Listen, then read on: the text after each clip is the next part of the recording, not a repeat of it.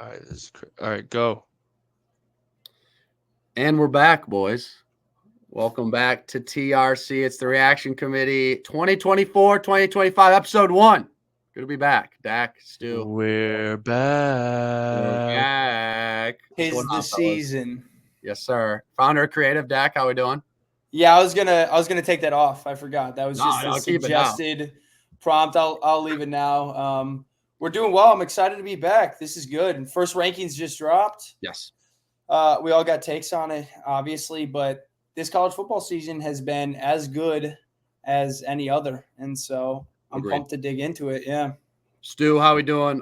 Stu, just for a note, we're going to be in the studio I'm in right now, 1027 ESPN. Shout out the station that I am on. They're going to let us utilize the studio. We're figuring out the bugs here, so we're going to use our little Zoom format, our StreamYard. But Stu is in Austin, Texas now. You are here, so we will be all together next episode in studio where I'm at currently for 1027 ESPN Austin. So always check us out. Got to give a plug to my show from 7 to 11 Central Time, always Monday through Friday. Shout out E. Hogan and Jack Farrell. But Stu, how we doing, bud?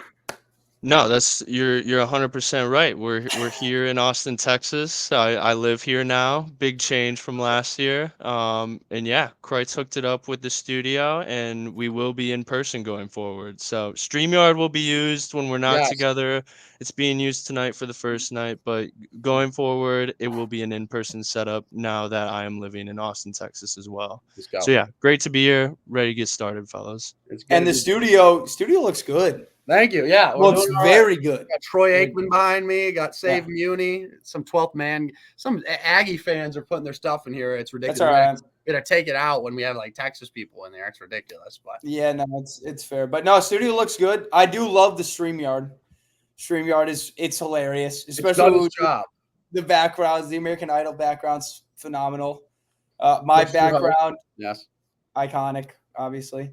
But yeah, it was time. It's time for an upgrade, and the Yep. studio's looking nice when all three of us are there. It's gonna be a good look. Program director approved. So they like the product we're putting out there. We We're getting appreciate official. you. Right. We appreciate you sharing It's- this. We're gonna get more official. I'm It's guessing only you- up, it's only up, fellas. Like Yeah. this is season 1, we were just messing around. Yeah. Season 2, quality's going up. Season 5, who knows? Who Right, knows? Well, yeah. so your program director, they must have seen the rankings of the continents. And Yes, after yeah. that episode, Oh, yeah, anyone that's would be like, I'm sold. That's it. That's what they need to see. I definitely showed him that. Yeah. Yeah, yeah. No. That's the one. But excited That's to be probably back. the top episode, bro. Oh, Ranking no, the yeah, probably the continents. most Yeah. viewed. That is. Yeah. Excited to be back, fellas. 12 team playoff format, which is new. We'll get into it, of course. Got some new stuff going on, but let's just kick it right off, fellas. It's election day, or whatever, it's a big day. But most It's a big day, importantly, big day. it's the first day of college football rankings coming out. Same time Yeah. elections going on. Same time we'll get into the NFL. We're going to talk about the draft deadline, the trade deadline. Shout out the Lions, balling, as we're all Lions fans in here. Zadarius Smith. We'll get into that a little bit more with our power rankings. Stay tuned at the end of the episode. After Dak's Dog, of course, Dak Dog segment. We'll hopefully get a sponsor for that Dak's Dog segment. We get something there. If anyone knows anyone, please hook us And up. I'll preface before I throw 13 through 25 up here. So Yes. it was a little weird seeing the new format on TV. Yes. It was a little weird. It's A little it's strange, a a new little era. weird. Yeah. Yeah. I I'll be agree. honest, I kind of liked it. I don't think ESPN has any tweaking to do. I thought it looked great. And I knew you would say that. I knew you would say that. And that's all I'm a right. fan. It's gonna take a little bit getting used to for me. I'm not gonna lie. Well, But there it here, is. I appreciate we got it. 13 through 25. Let's run it down. Mighty Army Black Knights remain undefeated, and I think they're getting cheated. a little. Disrespected. Thank you, Dak. I appreciate you saying that because I agree. Army sits at 25. They will be playing Notre Dame. Of course, that matchup against Navy, which gets weird because the American Conference Championship, which they're now both in, is the week before the Army-Navy game, so they might play twice. We'll wait on that, but they got to beat Notre Dame before having really any contention of getting into the playoffs. They do Army Navy that like week 14, right after the conference championship, so they could play twice. Oh, Missouri, I'm going to say it right now, fraudulent. I don't know why they're in the top 25. I'll just put it out there, boys. I know they beat Vanderbilt in overtime, but they got destroyed, didn't score a point, I believe. They scored 0, so didn't score at all in Aggie land, and they've lost, you know. I know it's only 2 games. I'm not a fan of Missouri being ranked, whatever. I 100% agree. Missouri is not good anymore. Luther Burden is still awesome, but He is. outside of him, there is nothing good about that team. Their defense stinks. They can't move the ball on offense. They should not be in the top 25. Agreed. We're calling them frauds. Fraudulent. Clemson, Dabo Sweeney with all of his drip. They lose to Louisville, who's right ahead of them last week. And I think it was by a decent amount, too. I think it was double-digit score. Yeah. Louisville takes care of business. Clemson still fighting for that ACC championship appearance, but now SMU bounced them. They go out and they beat Pitt, who was undefeated. We'll see them. They're thrown on there. Thank you, Stuart. At 18, but Louisville, SMU beats Pittsburgh. SMU is at the top. They're at 13. They're kind of looking in. But yeah, I mean, if they get in the ACC championship, I would also just like to say real quick, Clemson definitely losing to Virginia Tech this weekend, manifesting that right now. Okay. Stu, wait, do we want to quickly why are you manifesting that? Let's quickly let's let them people know what's all right. Also, wait, before you do that quickly, one thing I'll say, I was totally back in on Clemson. Literally right before this week, the entire season, after they lost to Georgia, they were creaming teams. And I don't know why I did it, but I was like, this might be a sneaky Clemson playoff year. I was wrong. They looked like shit against. They were dominating games after Georgia. They were cooking teams. Yeah, no, they were. But then they were back to what the Clemson we've seen the last few years. They look like shit. So yes, they do. Share what you got to do with the people in your ACC team you have this year. Yeah, so just to preface a little bit of what's been going down ever since I moved down here at the beginning of the summer. I forget what month it was, but early in the summer, me and Dak, we brought a little wager to the table. I was looking at Kyle McCord to Syracuse. Really? All right. This is all you. Yeah. You challenged it. You did. And so that's why we bet on it. So essentially, I'm rooting for Kyle McCord and the Syracuse Orange. I looked at their schedule before the season started, and I was like, this could be a top 3 ACC team. I'm not saying they're amazing, but I think they're good enough that with the schedule they had, they could finish top 3 in the ACC. And so me and Dak, we made a little wager. We threw some bones on the deal. And yeah, basically, if Syracuse finishes top 3, I win. If they don't, Dak wins. And I will be honest, it's not looking great for me right now, but this past weekend, Syracuse's game and Clemson losing to Louisville, somewhat back in it now. Yeah, so it is on the table. Well, to preface a little bit, for starters, this did all start because Stu thought Kyle McCord was a Heisman candidate. The truth. The truth. I never said Heisman. Heisman was never said. I'm not saying the words Heisman candidate left your mouth, but the way you were talking about Kyle McCord, an outsider would be like, "Oh, damn, are they talking about what were you saying about Kyle McCord before they played Pitt? Before they played Pitt, what were you saying about him? He's penis? No, all right, you're lying. No, Okay. He was playing okay. Yeah, you're right. No. You texted in the chat, McCord kind of balling. You were onto something, Stu, and then the game against Pitt happened. Okay, yeah, and he threw 3 pick sixes and 4 whatever. He threw 5 anyways, picks. last week he said today is the final stand. They played Virginia Tech. And they went down 21-3, and Stu looked over and goes, "I've had enough of this," and turned off the game, and we left. We left the household. Like we didn't come back. Then turns out they won, and so they won. They're still. You got lucky there. Right, you got lucky there, but that right there, fellas, is called the law of detachment. And if you just say you don't give a fuck about it, sometimes it goes your way. And excuse my language, but that's how you got to roll. Sometimes. Yes. Yeah. Yeah, so that's you got that, and if they tie for third, it's a scratch. We'll figure it out. We'll figure it out. But we'll have a race. Right. Pittsburgh does lose. I mean, that's a big one for you there as they get swamped by SMU, who sits at 13. Let's talk about these teams, though. Washington State, they're not really in a conference, even though they're in the Pac-12, the conference championship. I think under the law of this, it doesn't really count because it's two teams.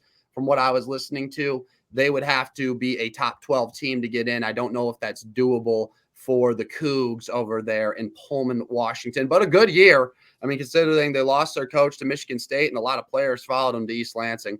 Kansas State also takes a loss. And that's where you look at Colorado here, who lost to Kansas State, fellas.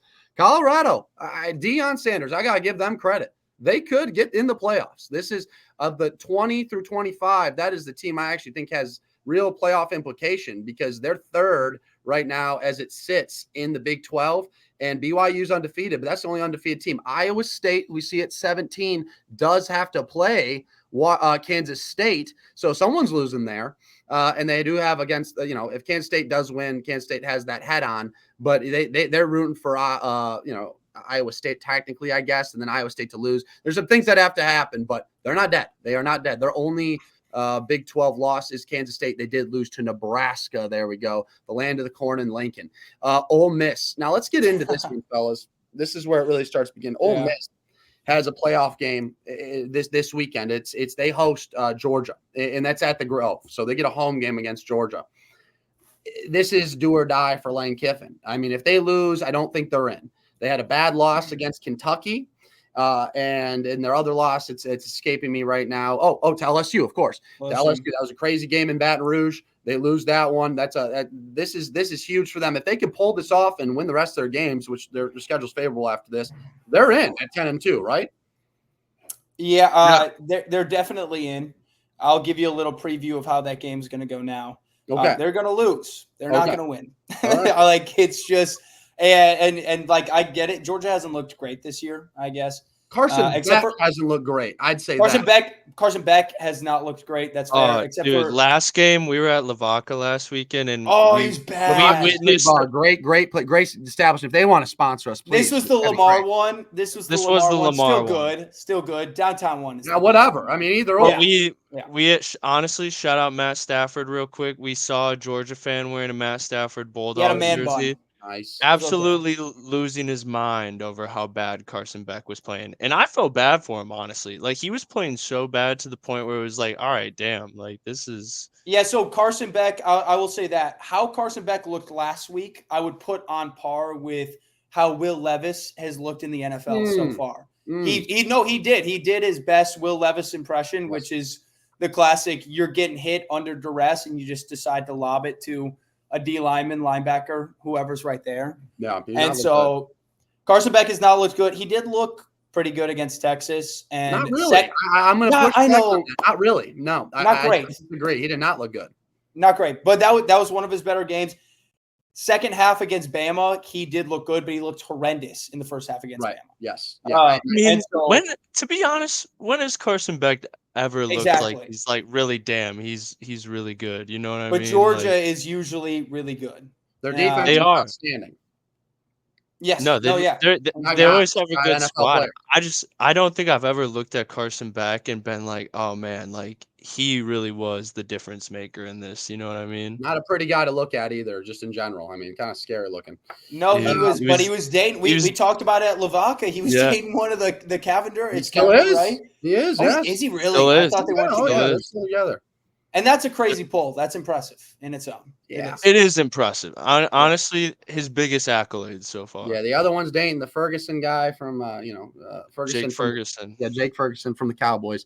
Anyways, though, I don't think I don't know about you guys, but I would be absolutely shocked if Ole Miss won, just because whenever it comes down to it and their season's on the line and they have to play in a big game.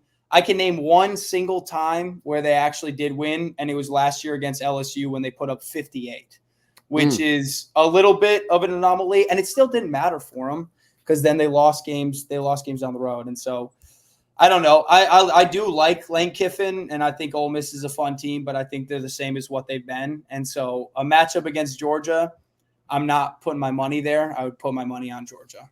Truthfully. Yeah, 2.5 is where it sits. Checking that right now. Oh, I'm taking that all day. 2.5 is where it sits for Georgia. They are favored there in the Grove. Yeah, it's a must win for them. They're out. If you ask me, if they're 9-3 looking in, it's going to be really tough for them to get in. But we'll go. Stu, you go back real quick. We got to touch on those LSU fighting Tigers down in Baton Rouge. You're right. It's a playoff game for them and Alabama, which we'll preview in a second too. I mean, this is in Baton Rouge, homecoming night game. You know how it is. This is a must-win for the Tigers. I do think, and I want to hear your opinion about this, Dak. If they do win this, right, their schedule is pretty favorable. I think they have to play Oklahoma and somebody else I'm forgetting. But if they win this, I do think they'll switch probably with where Alabama's at 11. Does that sound pretty accurate? They'll probably flip-flop. So, yeah, that was – and when the rankings dropped, that was my exact thought. Bama at 11, us at 15. We play this weekend. I think it'll – like you said, we might not be 11, but we'll be in that top 12 area. Yes. Whatever happens this weekend, it'll flip-flop because one will be 9-3 and the other is going to be 10-2. Most likely 10 the season. One will have 3 losses. The other will have 2 losses. And so one will be in the playoffs. The other won't. It is a playoff game. This game has felt like a playoff game for the last decade and a half, every single time that they've matched up outside of a few years. Even the years where LSU had a couple losses, it still felt that way because Bama was so good and LSU was usually top 10. It's nerve-wracking playing Jalen Milroe because in the past, rushing quarterbacks have been LSU's kryptonite, one would say, and that's kind of what happened against A&M with Marcel. But they all came out afterwards, and they were like, we weren't prepared for it. We were waiting for Wegman, and so it's a big difference. You have 2 weeks of preparation for Milroe, and this is not a Nick Saban-coached Alabama team. And so I think it can go either way, obviously. I like LSU, of course, mainly just because it's in Death Valley, and it's at night. Lane Kiffin got a little pissed. He's like, let me guess, LSU has a night game. Shocker, how do they keep getting these? I get it. It's got to be kind of annoying. They get a night game every single time. And it's one of the best for this. Do we know the line? I actually don't know. +3 LSU. LSU. +3 LSU. All right, fellas. I think we all got to give what we're taking in this game. This is a big game for Dakota. So I'm taking LSU. One thing I will say is it's very frustrating that we're sitting here, not to do the again, but we're sitting here again, and you're playing Alabama, and your season's on the line. Because you lost at least one game you had no business losing. And we didn't do an episode for the USC game. You had no business losing that game. And it's because you played it week 1 and you came in underprepared. The A&M one, it sucks that you lost that one, but you played 3 comes in, he just takes – I mean, you guys were up by a decent amount of half, and you probably that's why that one's frustrating. We should have been up. We missed 3 field goals. Should have been up like 27-7 at the half. But we had played 3 tough games. Arkansas on the road the week before, going to A&M, their biggest game in a long time. That's a loss you can live with. You don't want it, but you can live with. But we're sitting here again, season on the line, because we lost a tough SEC game on the road, and we lost week 1. Yeah. And now it's like do or die. And it's USC just team who's not good. They're not good. Oh my God, dude. It's the same circle. And so I'm taking LSU. I'm taking them at night in Death Valley against a non-Nick Saban coached Alabama team. But it sucks that this is do or die again. But I'll take us in do or die, at least for right now. I'll take the points. I don't know who's going to win, but if I'm just betting on that, I'll take the points at home. Yeah, I mean, I think it's tricky because we've seen with this Alabama team so far, they look really, really good sometimes, and they also have looked really, really bad.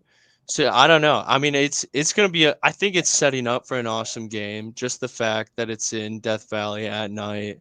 It's going to be electric. It's probably going to be close, but I think I'm going to have to go the Tigers money line in Death Valley. Dakota's going to be rushing the field again. And yeah, I don't know. It's something magical about that place at night. It really is. And I think that's the difference maker.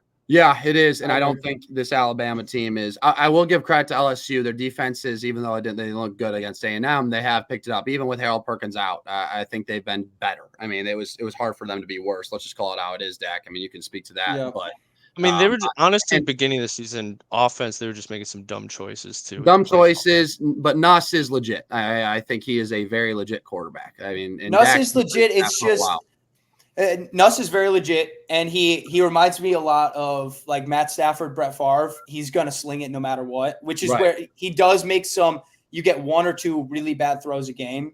But with that, you get 9 or 10 great throws, which is awesome.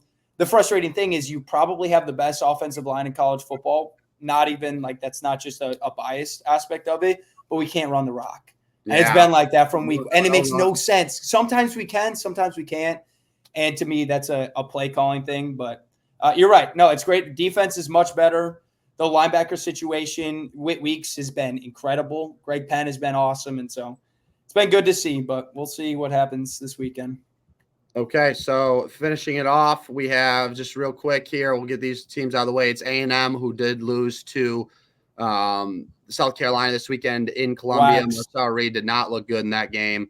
They were ready for that. Just a bunch of athletes out there in Columbia. It was +3. I said on air, take the points. I don't know if they're going to lose, but a night game, first time they really have to play anywhere serious this year for them. They played at Florida during the day, and they played at Mississippi State. They had a neutral site game in Jerry World, of course, against Arkansas. They got out of that. They are now just getting ready because their playoff game, they have to win out. They play Auburn and they play New Mexico State without a guy, Diego Pavia. That New Mexico State team sucks. They're not going to lose that game. But their playoff game and their way in is to beat Texas at home, right? Completely. And then last on this list is SMU. Shout out SMU. I had them in the ACC championship, actually. I like them. You have been on them, I will say. Yeah, I remember beginning this summer, you were very on them. Can you give a small? I was going to say, can you give a small rundown? You told me 3 weeks ago, Preston Stone not starting anymore. No, did he just get benched? No, yeah, he got benched. I think like week 2 officially. It's Calvin Jennings who's their quarterback now. A little more mobile guy. And they're just playing good football, and they got a favorable schedule. The ACC schedule they have, they played a bad FSU team. That was a team they're supposed to lose to initially, and SMU's kind of rolling. I got to look at the rest of their schedule, but they're playing good ball, and the ACC kind of sucks. Let's just call it how it is. So right now, I think someone here would beg to differ. The ACC is pretty deep. That's a tough conference. It ain't deep. It ain't that deep. Miami's the only team, and they don't really have a defense. That's what happens when a bunch of good teams play each other. They look bad because they're playing against exactly. ACC in general, Stu, or just Syracuse? I'll say ACC in general, man. I respect the ACC this year. We looked at okay. I'm looking at. So it now. I got SMU schedule. Yeah, they got. I just looked at it because we looked at it last week. It's like nothing. It's not. It's easy as fuck. It's Boston College, Virginia, and then Cal. And I think 2 of those are at home, I believe. It is Boston College and Cal at home. They're playing at Virginia. Probably the easiest road game you could get out of those 3. I think all those teams are about 500, not great, and that's not, you don't have to go out to Berkeley or somewhere kind of weird. So that's SMU could see themselves in the ACC championship playing against Miami, and Miami's got a pretty easy schedule. We'll get into them. And here is the top 12. Let's see it. Okay, hey, boys, pause it real quick, Stu. I got to just make sure my car's not getting jacked. I got to lock it because nobody's really here. Just give me You're good. I'm pausing. Right, little intermission. 1 second. Okay. I might go get a claw. Leagues. I'm in first and all right, there we go. All right, so we got the 12 teams here. Now, note, it's a little different. So if you haven't heard or you're unfamiliar with how this is set up, it is the top 4 that get a bye are the top ranked of the conference champions. Hence why we have BYU at 4, even though they're the 9 seed. So whatever the seed they're actually, boo. But the little black square is really what their actual seed is. So if we're thinking about this hypothetically, fellas, Boise State could get themselves into a bye if they win out, and if we see a BYU loss, they could get themselves into a bye. I do. Go ahead, Stuart. You were talking? Oh, I said I hope they do. Oh, okay. Yeah, same. Yeah. That'd be sweet. I hope they do too. But at BYU, if they lose, even if they lose 1 game, I actually think they might just be out, period. I think they have to go 13-0, and that'll probably lock them up in that spot. They're only the Boise State's only loss is a 3-point game in Eugene to number 1 Oregon. So let's talk about it, fellas. I the only problem I have with a few of these is doing the shuffle. I was like, what's What's going on here? Can you bring it back up, Stu, just for reference here? Yeah. The only ones I have problem with, I know Indiana's played a bunch of the School of the Blind in the Big Ten. I get that. And they're in the hundreds or whatever of strength of schedule, but it's the way they've won these games. I have a problem with them being only at 8, which gives them the 9 seed. I get Tennessee and all that. Penn State's the fraud here, and they don't play anybody. I just have a problem with Penn State because what's their best win? Wisconsin? Probably.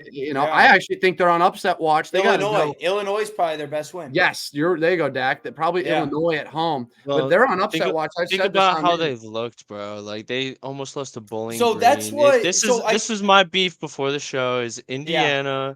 We were all saying Indiana has creamed everyone that they've played pretty much for the most part. They've won by 2 touchdowns or more in every game. Exactly. In Penn State, we've had close games with Bowling Green. Why is Penn State number 6? Why is Indiana number 8 when they don't have a single loss in the season? So that was my biggest qualm as well.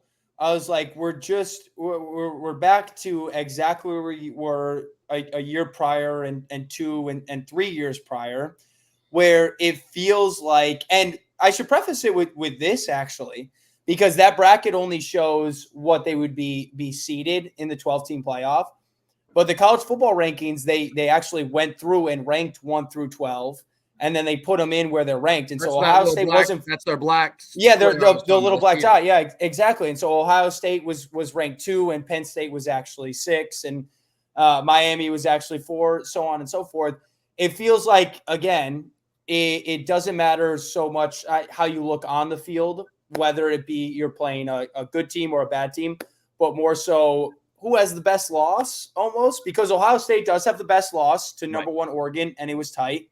And Penn State has a really nice loss at home where they looked like they looked terrible against Ohio State. But that keeps 3 points in the second half total. Exactly. They scored. Yeah, they did not look good. You're right. And you want to talk about creaming teams. A team that has destroyed every team that they've played except for one is Texas.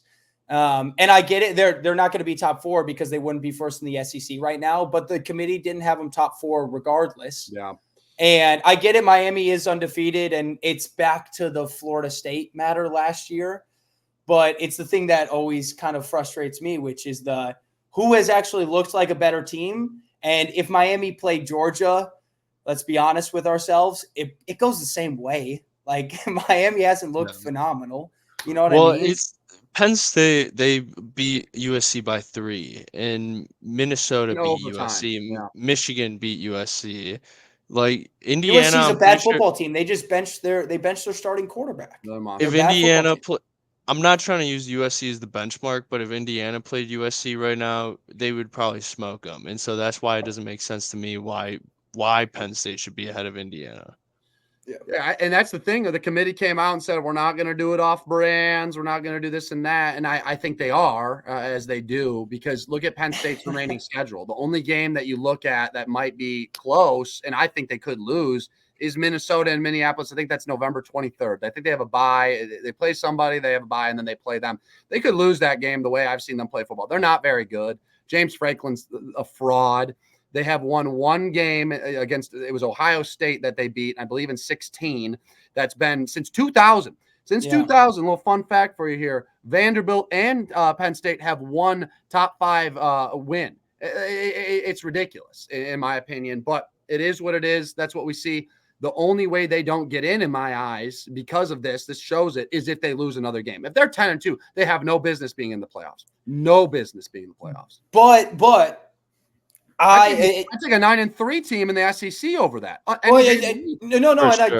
totally agree. And I think this is a year where you're going to have more, just the way that the conferences have been restructured and they kind of got rid of the divisions. I almost feel like you're going to have more 10-2 teams than you ever would in the past. Well, yeah, because no 10-2 teams. And this is exactly. This is not a knock on Indiana at all. But in what year does Indiana have a schedule like this? This is very rare, where their toughest game is going to be Michigan, which it is lucky that Michigan isn't having the best year, right?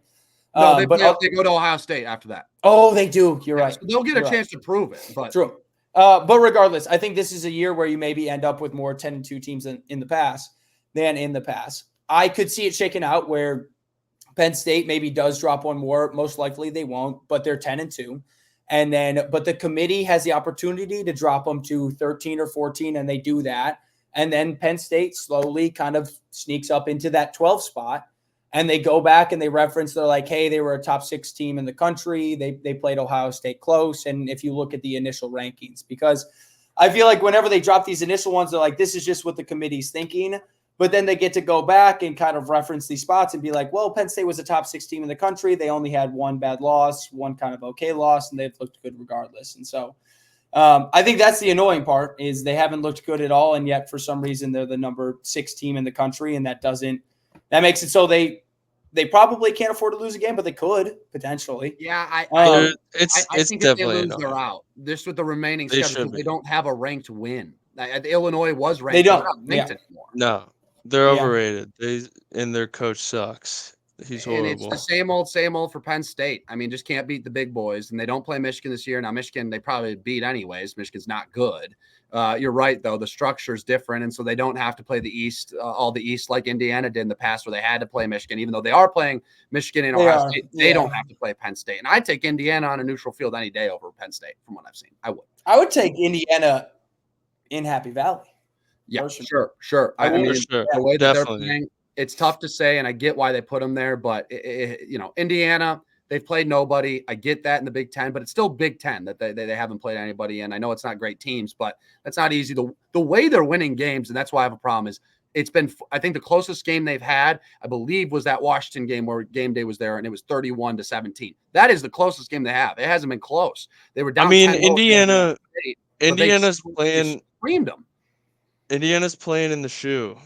Not this weekend, but next weekend. Michigan, so, and then they play Ohio We're going State. to get to see it. So. But even with that, even if they lose and they're 11-1, are you going to put them in at 11-1, or are you going to go put in Penn State at 11-1? That's where things are going to get weird. So I think that's I think that's where State. It'll probably come down to. Because Ohio State, if they win against Indiana and Oregon wins out, it's going to be Ohio State, Oregon again. So what do we have there?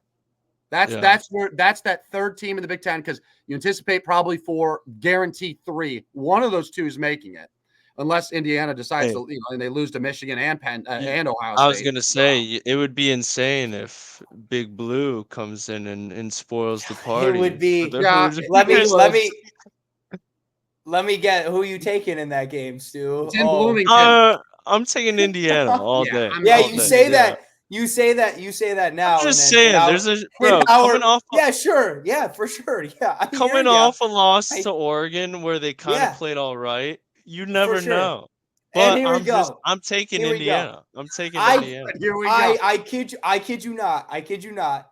We were talking about Michigan versus Oregon. This was probably Friday night before the game, maybe Thursday night, and Kreitz goes lines 14.5, and we all go, oh yeah, taking Oregon, like they're gonna get smoked. And Stu goes, you know what? I'm taking Oregon. Like Michigan can't hold a flame to them. Within probably 2.5 minutes, Stu scrolls his phone, looks back, and goes, you know what? I think I'm gonna take Michigan in this one. And it's like, yeah. And so I bet you an hour before game time, Indiana, Michigan, you're going, you know what? All right, I'm 6 not points swearing too much. I'm not swearing off the points. I may take the Michigan points, but it is the same spread, 14 or 14.5, depending on your book. So you is that what it is? Yes. Not Michigan money line. I'm not taking Michigan money line. No, Michigan I'll just say that. Yeah, Michigan won't win that game. I'll put that out there right now. If they do, good for Michigan and Indiana. But yeah, I agree, Kreitz. I agree with your point though. That's where it gets interesting. Where if Indiana, their one loss is Ohio State, and Penn State, their one loss is Ohio State also. Indiana's looked better, but that's where it gets tough, because now all of a sudden Indiana was ranked 8th, I think, in this one, and they were the 9 seed. But the 9 seed, they're ranked 8th, yes. Yeah, and Penn State is ranked 6th, and it's like after a win against Michigan, are they really going to have Indiana jump Penn State? I don't know. They don't do that all that much. I think you have to. First off, they got to beat Michigan. I think that'll mean something, because Michigan's probably going to be a 6-6 team, right? I mean, that's the way it looks. Sure, so yeah. I don't think they're going to beat Ohio State or Indiana and Northwestern. If they don't beat them, then that's just sad. but they sit there at 6-6. Let's run the hypothetical with that real quick. I would give Indiana the nod because they got to go to Columbus, right? I mean, Penn State lost at home, and it depends on how they lose in Columbus. If they get destroyed, okay, but we'll see how that shakes out. I'm pro Indiana. I mean, I think it's just we're getting tired of seeing Penn State do the same thing over and over. Oh, they would have been in the playoffs every year if it was this format with James Franklin, and they would have lost every single year because they're not good. They're not good. They're just not good. Yeah. I mean, you had your chance to prove it. You're not good. So, and I'd take Notre Dame at Happy Valley. I don't care. And if that is a hypothetical and that's real, give me Notre Dame all day. It's a better team. That would be a game. I agree. I think that's a game of. We gotta get off. I'll be honest. That's a game. We gotta get off Penn State. Penn State. I can't even talk about Penn State anymore. All right. Boise State. That's a frisky game, and they're a frisky team. They're not to be messed with. Ashton Genty and that team is a unit. Ohio State to be trifled with. Not exactly, and they could move up. If you ask me, even if they are out not getting a bye, this team has a potential to get higher up from 12, in my opinion.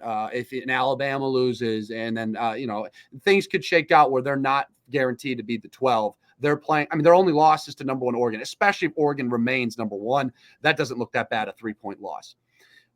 Let's go to this though. Tennessee, I have no problem with them there. Note with Tennessee, they got to play in Georgia next week. They got to go to Athens. That's a big game for them. I got to look at the remainder of their schedule, but that's their big one, obviously. They lost to Arkansas, bad loss for them, but they beat Alabama. It's Mississippi State. It's going to Georgia. It's UTEP.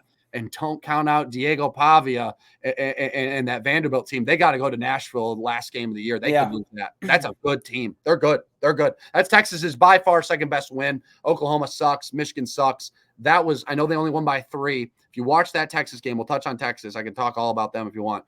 Texas, that game, they should have won by 17 because they had a pick 6 that would have put them up by 17, but there was a dumb penalty, stupid. It's on them, obviously, that took away that, and then they go down and score. So that's a 14-point swing. They didn't cover. Everyone's Quinn, he stinks or whatever. Quinn's dealing with an injury, number 1, and I'm not making excuses for the guy, but he did what he needed to beat that team. They were up by 2 scores that whole game until the end. Yeah. And Vanderbilt's a good team. They're good. Plain and simple. They're good. So Texas sits there at 6. Let's go down this. All right. So Ohio State at 5. I have no problem with that. Their only loss. 2, I might have a problem with. I put Georgia at 2. So that's where I have the problem is putting them at number 2. And it goes, it all circles back to, and you brought it up with Penn State, Indiana. It's almost like the committee doesn't value how you look on the field, no matter who your opponent is. They only matter about the names that you play, and almost they value a dominant win against an average team. That's valued less than a loss against a good team. And that's shown with Ohio State, who obviously lost to Oregon, but is not. They have the best loss, quote unquote. Exactly. They have the best loss. And Penn State also has a very good loss against, even though they didn't look very good. And they haven't looked good against other teams. And so that's where I understand how Georgia looked first half against Bama and how Bama has looked since they have played Georgia. But that was one of the best games of the entire year. And they had Georgia, the lead going in the 4th. Exactly. They had the lead. They came all the way back. They came all the way back, and even they against came all the way back. I'll say even like obviously Florida sucks, but this weekend, like when they were playing against Florida in that first half, for the most part, it was like, oh damn, like they're for sure losing this game. Like they look horrible right now, and they still found a way to come back and win. So and I think it's a tale as old as time, and Nick Saban talked about it, where Georgia probably is just the new Bama. Kirby Smart is kind of the new Nick Saban. And Nick Saban talked about this. This was after Georgia lost to Bama. He's like, every single year since we won our first national championship, we would have one loss. And after that one loss, Paul Feinbaum, whatever you want to say. Feinbaum. I've heard Feinbaum, regardless. He's like, he would hop on his daily show every single day. And he'd be like, Alabama, this season they're done. Nick Saban, he's done, because they had one loss against a team that gave them everything that they had. And then that season, they'd turn it around and they'd go play in a national championship or win a national championship. I think Georgia probably is that team now, where they had the loss against Bama. Everyone's like, sky is falling. Here we go. You go beat Texas. Maybe you have a couple other close games, but Georgia has looked better, I think, than Ohio State has. And Ohio State has a loss. Right. They do. Yeah, I mean, people, and that's where I have a problem with this, Dak. That's where I'm getting to is people go, well, Georgia had that 13-12 game against Kentucky. They suck, and they had some close games against Mississippi State, and, Florida was tied in the fourth. Florida, their quarterback, DJ Lagway, goes out, and they got a kid from Yale who comes in, their third-string quarterback. Yeah. But Florida's got – this is the thing with the SEC, and not to be SEC biased, but they have the most – and Big Ten produces. I mean, they're 1A, 1B. But 1A is for sure the SEC. They got the most guys in the NFL. It's just a fact. The Big Ten's only a few shy, but it's just what it is. And Florida still has got good athletes on that team, although they're banged up and hanging on by a thread. That's not a bad football team, even though it looks like they're not great. But they're legit using a third string quarterback right now with Lagway going out in that game, who was playing at Yale prior to this. So I have a problem with it because Ohio State looked bad at home against Nebraska a few weeks ago. Yep. That exactly. That was a bad game, and that's not a great team. We saw them get mollywopped by Indiana. So I would go the two best teams in college football right now are Oregon and Georgia. I would go Ohio State's my 3. 4 for me, I would put Texas. And I know people are going to maybe push back on that. Texas still has some, the ground to make up. I'd for sure put Texas, bro. Yeah, I mean, Miami, Cam Ward is a monster. I mean, he probably should be, if it's not Ashton Genty and if Colorado doesn't make the playoffs, if they make the playoffs, there's a really good argument for Travis Hunter just because of how fantastic of a player he is. Sure. We don't see that at all. He's an Ohtani essentially is the comparison I would make. But I mean, let's call it how it is, though. Cam Ward is really that guy. He is. Their defense. He is. I think. Yeah, Miami is horrible outside of him. Honestly, like they're not. Their offense is good. Their defense sucks, and they're not going to win a title because of that. That's how I see it. You know what I mean? And that's what keeps me from being like I was saying this to Dak earlier. I'm respecting Miami because they are undefeated still. Like they definitely get credit for that, but like. Cam Ward really is having to play like he's the best or one of the best QBs in college football for them to be where they're at right now. Like if they didn't have him playing as good as he's playing right now, this would be like such an average team, I think. They got to score 40 to win every game, it feels like. And they do, but yeah, their defense is a sieve. And, I give them credit because they've turned it around and they were supposed to be good. Are they actually going to be good with Mario Cristobal? Cam Ward, when he's gone next year to the NFL, I don't know if they'll be back. I don't know. I don't know if Miami's. It feels very Florida State-esque of last year. At least to me, it does. I think Florida State had a bit more of a downfall after they beat LSU, where they were playing like Miami ended up beating Duke by like 22. I think it was close through most of the game. But Florida State last year, some of those games were a lot closer. They beat Duke by like 4 points last year. But still, it does feel kind of like that, where it's like they have a fantastic quarterback in Cam Ward, like Florida State did last year with Jordan Travis, and they just haven't played a lot of people, and they're sitting there because they're in the ACC still. And so, I don't know if they're better or worse. I have no idea, but it does feel kind of similar to me. Yeah. Yeah. I mean, this isn't really Miami, but like just rankings in general. Mm-hmm. New format particularly, it does feel very weird having BYU at 4 right there, even though they're actually 9 in the rankings. Right. Yeah. And I know people have a problem with them being 9th. I was listening to when this dropped, the guys on ESPN were talking about they should be higher because they have 2 ranked opponent wins currently. But they should be higher. They think they should be higher than 9th. They do. And I have a little pushback on that because if you ask me, I think there's no world where BYU, unless they go 13-0, and that's to win the Big 12, that they're going to be in the playoffs. No, they have to win they have to go 13-0. For sure. The Big 12 is not very good. I mean, there's no team in that Big 12 to me that's really, that Kansas State, they're losing games. Utah's not Utah. Cam Rising's coming back for his 10th year. He's like 30. They're just not very good. That's And and that's 100% the case, I think too. Like but it is just jarring seeing them at 4, like in the yeah, first playoff ranking. Well, so is. that's the thing. The Big 12 is very watered down. And it's not their fault. It's because they're heavy hitter. Texas left, Oklahoma left, Right. and so they had to go add a bunch of filler schools, which is what they did. State, Exactly, and BYU is one of those, and so it's a conference of not their fault, but kind of mid. Like they're not going to be top heavy. They're never going to be top heavy. But I agree. Like what's BYU's? What are their ranked wins? They beat SMU. The best win they have, and this is a big win. They beat SMU early on at home by 3. It was one of the early weeks. That's a good win.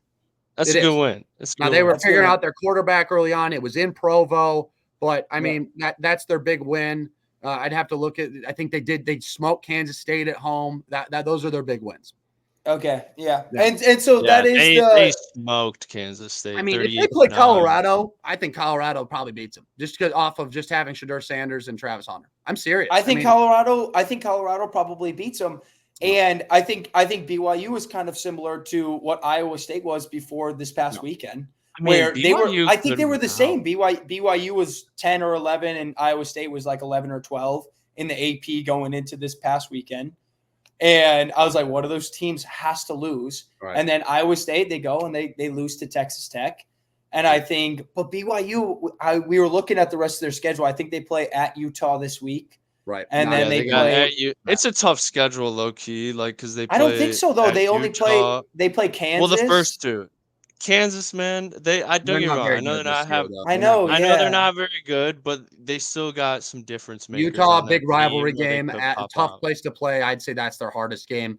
And I think that was it. Yeah. Yeah, but I mean, it's at Arizona State and then Houston at home after that. And Houston's frisky. I don't know how they're frisky, but they're winning games. I gotta give them credit. They're the ones who beat Iowa State. At Arizona State, that's interesting too. So that's what I'm saying. Like for another team, I feel like that is an easy schedule, but for BYU, I don't know if I'm sold on that being an easy remaining schedule. But yeah, so that's what I would say is, let's say it ends how it is today.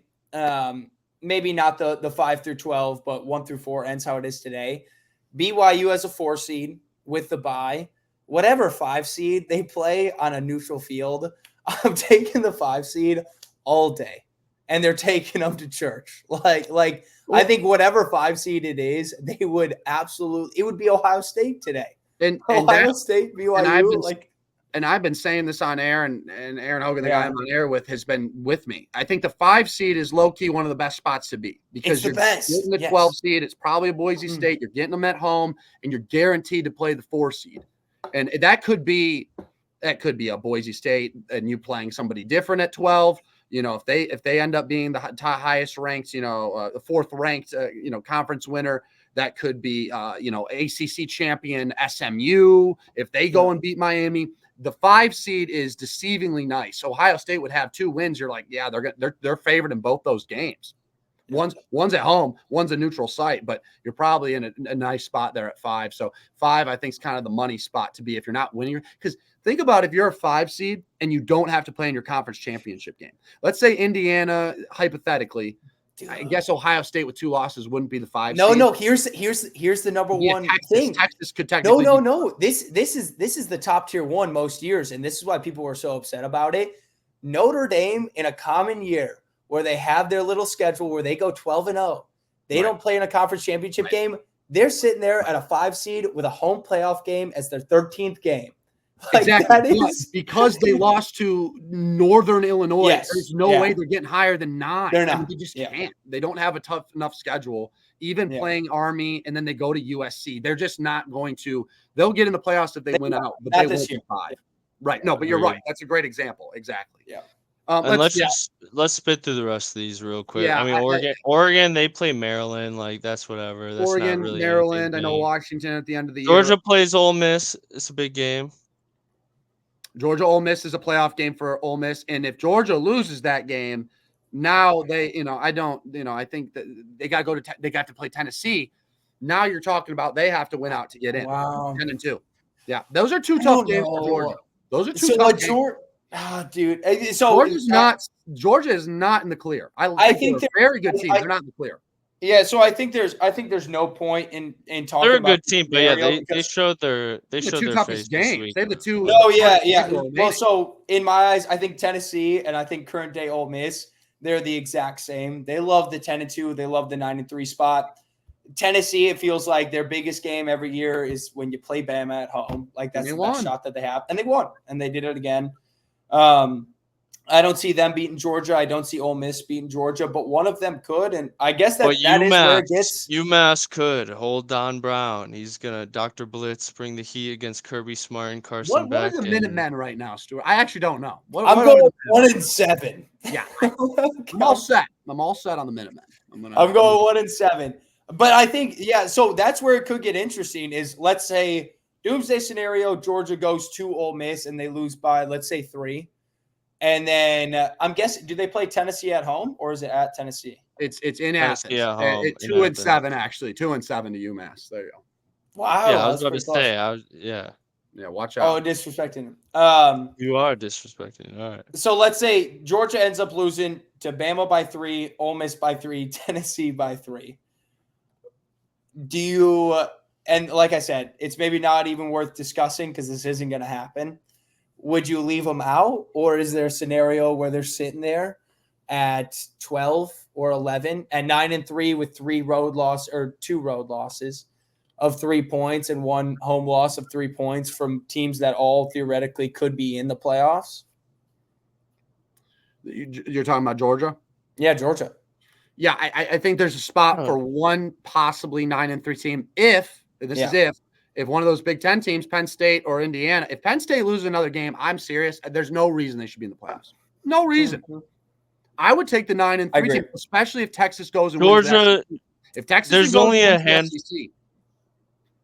There's only a handful of teams I feel like that could have 3 losses and make it, and obviously Georgia's definitely one. And Georgia's we knew this going into it because they've had such a cakewalk of a schedule being in the East of the SEC. They finally had a tough schedule this year where you got to go to Bama. You got to go to Texas. They won that game. If Texas goes and wins out and they beat A&M and they win the SEC and they're sitting there at like a 1 or 2 seed or whatever it would be, then maybe. I'm taking a 3 loss in that case there, Dak. Georgia team who beats an Ole Miss or Tennessee over Penn State who beat. Well, they would lose. They would lose both of those in the 9-3 scenario. They would lose both Ole Miss and Tennessee.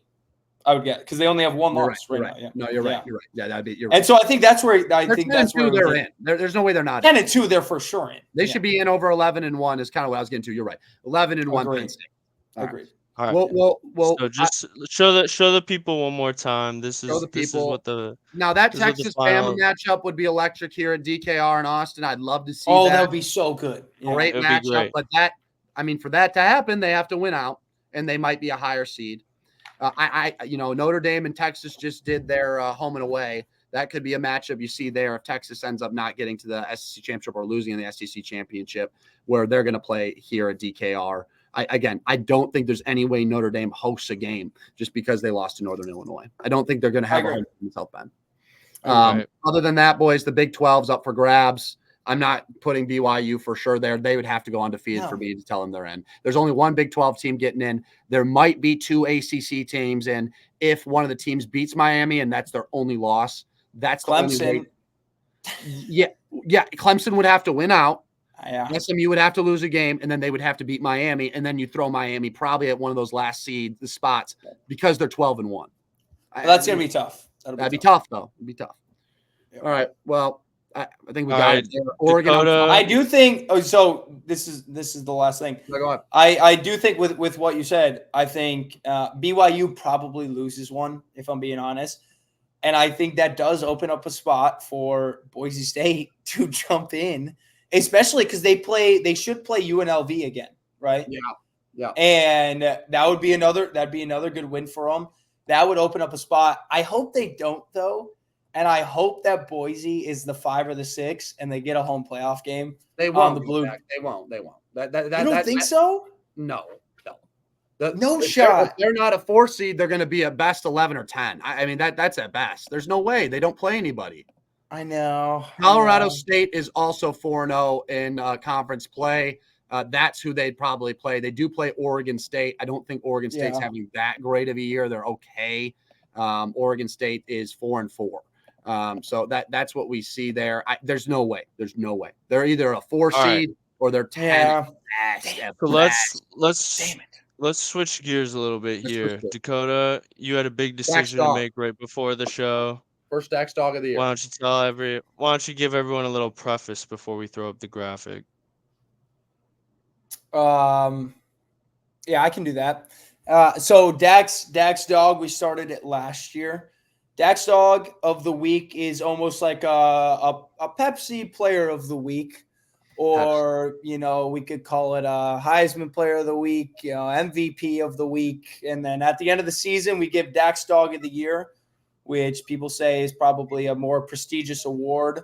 It's actually Dax top dog. Dax top dog is what it's technically called, which is a more prestigious award than certainly MVP. Offensive player of the year in the NFL for sure. It's right up there with the Heisman. I'd say Heisman and Dax top dog are 1A, 1B. And so, but Dax dog of the week, that's best player of the week. And that'll build your rank into Dax top dog essentially. And so I'm guessing that's the segment we're going to. Yeah. Yes. Yeah. Okay, perfect. This week I had a little bit of a tough call, and I was going through everybody, and my mind immediately drifted towards one singular individual when Stu looked at me and was like, hey, you got to pick Dax dog of the week. One individual came to mind, and then I thought he might not be Dax dog this week, but we've had how many weeks now? We've had 10 weeks. We've had 10 weeks where we didn't record because this is the reaction committee, and we react to the college football playoff rankings, which just dropped for the first time this week. And so I thought, hey, we were in the off season. Yeah. And so I thought, hey, maybe we'll do a Dax dog so far, one player, and then we'll do Dax dog of the week, which is best player that I thought was this week. I think we have a graphic for one of them, and so maybe we should start with that one. We have we'll start, give who your top dog is so far, and then we'll go to Dax dog of the week, because that's what really matters for top dog at the end of the season. Yeah, that works. So for Dax dog so far, so through the first 10 weeks, obviously you got to think about Cam Ward. Mm-hmm. He's been phenomenal. Yeah. Quarterback out of Indiana, Rourke. You got to think about a guy who's having maybe the best running back season of all time since Barry Sanders. Yes. He's averaging about 200 yards and 3 touchdowns on the ground. If you go take a look at DraftKings, his odds to score 3 touchdowns are the same as most running backs to score 1. Ashton Genty, thank you. He is the Dax dog so far through the first 10 weeks. Yes. And if there's anybody that should win the Heisman right now, obviously you can talk about Travis Hunter. Okay, Ashton Genty might not be the best prospect in college football. He's the best player, though. I don't care who he's playing. Watch his film, watch his tape. He's a dog. Yeah, we actually just won a Heisman with him in NCAA 25. Yeah, we've been playing NCAA, and I think he probably put up like 3,000 yards. If I had to guess. Yeah. There was a couple of weeks ago. There was a stat I read off, and it probably has changed since. He was leading. I think it was like 3 weeks ago, so it's probably a little different.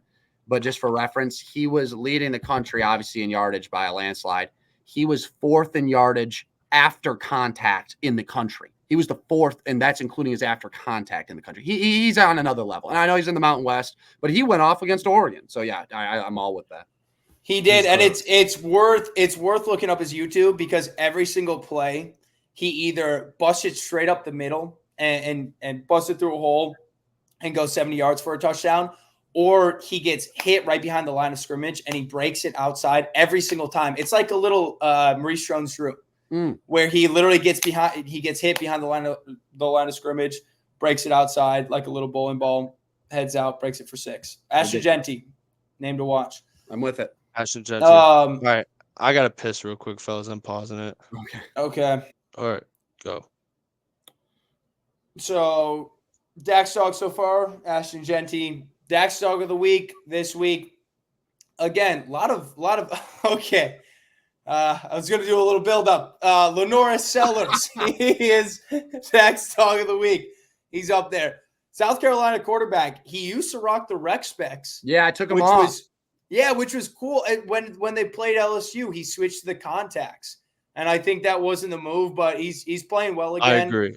Texas A&M, they went to Columbia, South Carolina at night. That atmosphere was incredible. Electric. Sellers, he passed for 244, 2 touchdowns. He rushed for 106 yards, had 1 touchdown on the ground.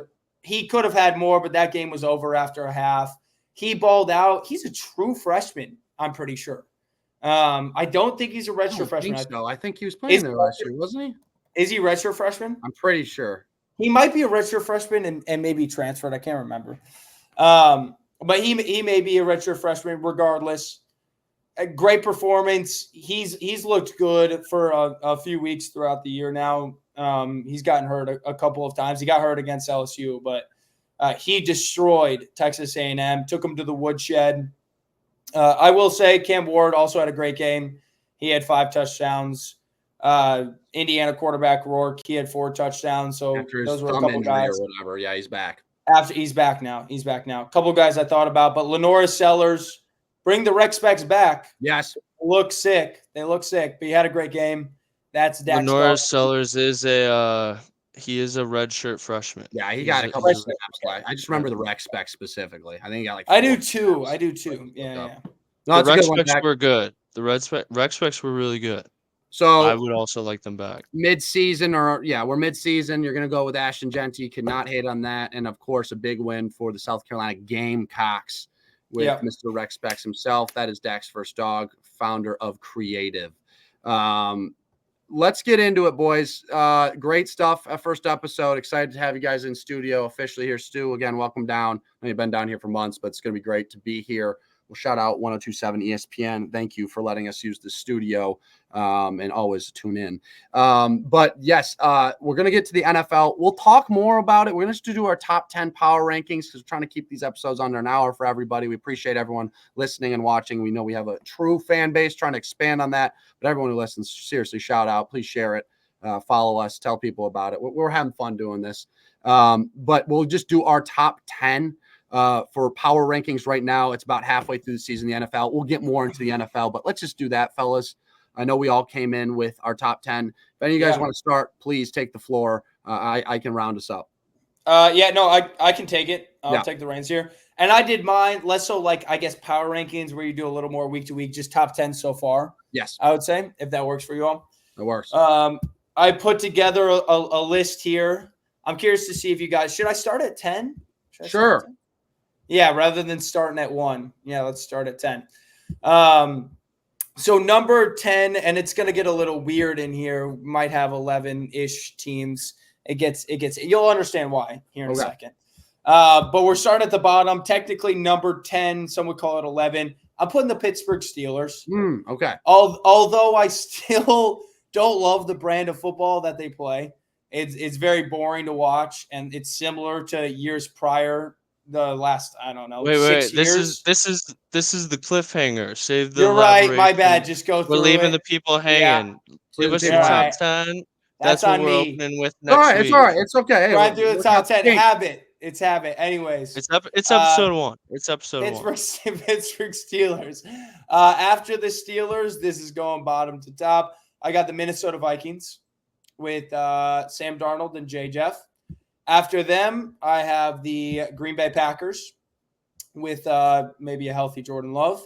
After them, I didn't want to do this, but they left me no choice. The Philadelphia Eagles. I did put them there.